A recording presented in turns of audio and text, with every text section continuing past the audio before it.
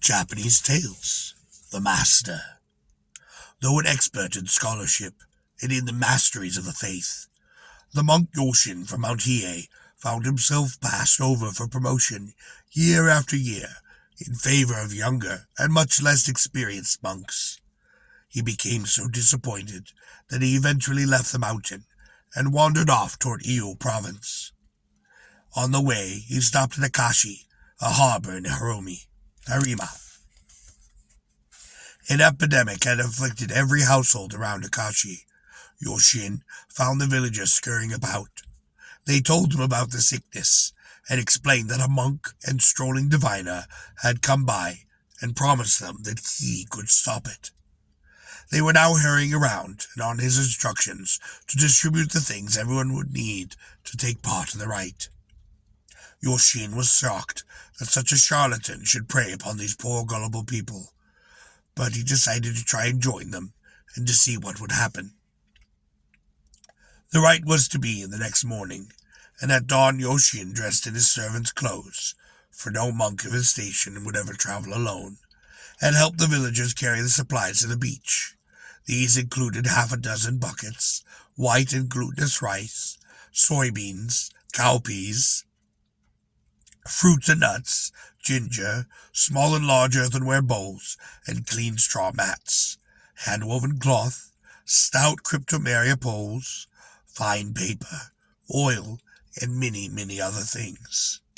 When all the supplies were at hand, the diviner prepared the rite on the fine, broad stretch of sand.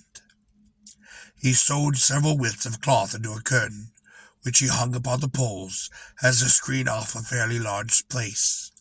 Then he planted shikimi branches, which are always offered to spirits, around the inside of the curtain. Next, he laid out 4 mats in a square, so that they faced in the 4 cardinal directions, leaving a smaller square of sand upon the middle. After carefully smoothing his square, he drew upon it, with a long, thin stick, a beautiful picture of the complicated womb well mandala. The earthenware bowls were lined up upon the mats, filled with holy water or heaped with fruits, nuts, and rice. He ended by lighting lamps upon the 4 corners of the enclosure, cutting the paper streamers and attaching 8 of them to each of the enclosed 4 sides. Finally, he and assistants put on their pure white ritual robes. With everything now ready, the diviner began the dedication rite for the womb realm. He was very precise, assuming that no one present would understand what he was doing. He did not bother to conceal the official's normally secret hand gestures, and Yoshin could tell that he knew exactly what he was doing. For Yoshin, the very existence of such a man was a revelation. Every detail was in perfection. Even the children had their rosaries and were completely absorbed in invoking upon the Buddhas.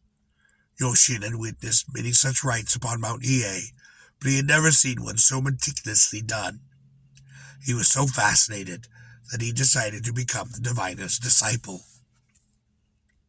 When the womb realm dedication was over, the diviner gathered up everything in the enclosure and put it to the side, including even the paper streamers and the shikimi.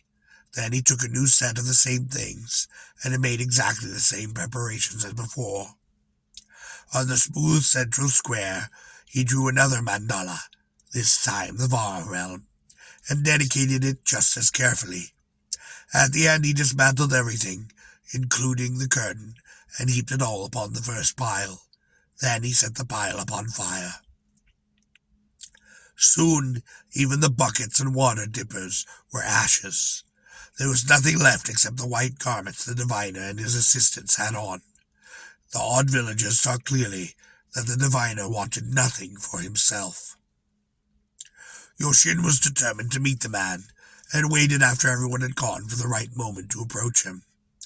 Having finished tidying up, the diviner put on a straw cloak and started off, for he was not staying in the village. Yoshin chose that moment to accost him and ask him who he was. "I am not a peasant," the diviner replied, "though out here in the country they all assume I am one. A disturbed expression came over his face as he spoke, and he suddenly turned and fled. In his hurry, he even left his baggage behind.